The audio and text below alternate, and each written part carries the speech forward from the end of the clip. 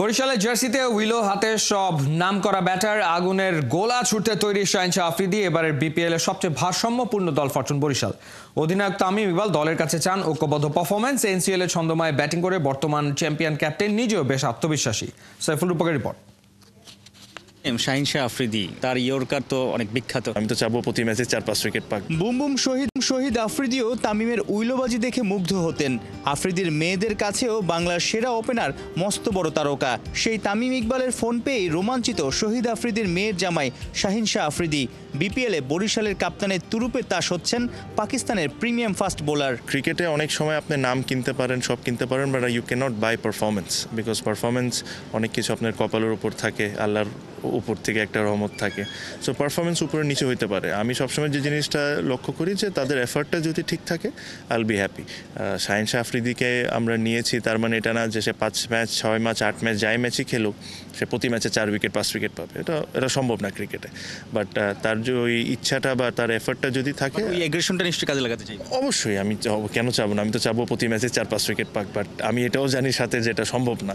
But আশা করি ওর এক্সপিরিয়েন্সটাও কাজে লাগাবে ক্রিকেটের ম্যাচের দিনও। প্লাস আমাদের টিমেও কিছু ইয়াং বলার আছে, তাদের সাথে কথা বলে যদি আমাদের ইয়াং বলাররা কিছু শিখতে পারে, which will be also a good thing. Captain যখন টপ পারফর্মার, দল তো নির্ভর থাকবেই। গেল বিপিএল এর সবচেয়ে বেশি 492 রান তোলেন খান সাহেব। বছর জুড়ে জাতীয় দলের হয়ে একটা ম্যাচও খেলেননি তামিম।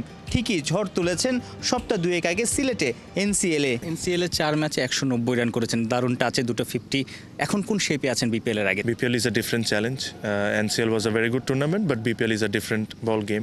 সো আশা করি ইফ আই স্টার্ট ওয়েল, আমি চেষ্টা করবো যে যতটুকু কন্ট্রিবিউট করতে পারি। তামিম শান্ত, হৃদয়, মুশফিক মাহমুদুল্লাহ, লোকাল ব্যাটাররা নাম করা। অলরাউন্ডার কাইল মায়ার্স আর মোহাম্মদ নবীকে জায়গা দিতে গেলে একাদশের বাইরে থাকতে হতে পারে লোকাল যে কাউকে। স্পিন ইউনিটে রিশাদ, তাইজুল, তানভীর ও নাইম।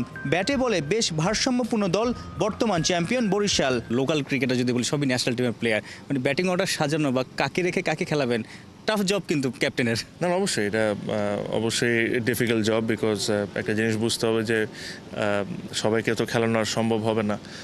বাট এতটুকু বলতে পারি, সবাই যারা এই স্কোয়াডে আছে, স্পেশালি লোকাল, কোনো না কোনো স্টেজে ওরা ওদের খেলার সুযোগ অবশ্যই আসবে।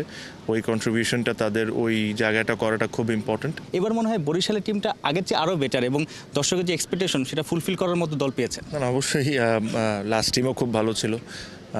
আনফর্চুনেটলি সবাইকে রাখা সম্ভব হয় নাই, বিকজ ড্রাফটে এইরকমই হয় যে আমাদের ইচ্ছা থাকলেও অনেকে পাই না। বাট আমরা চেষ্টা করেছি যে যতটুকু ধরে রাখা সম্ভব আমরা কোর গ্রুপটাকে ধরে রাখার চেষ্টা করেছি।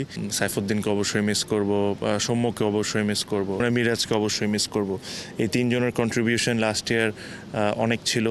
আমাদের চ্যাম্পিয়ন হওয়ার পিছনে তাদের কন্ট্রিবিউশন ওয়াজ ম্যাসিভ।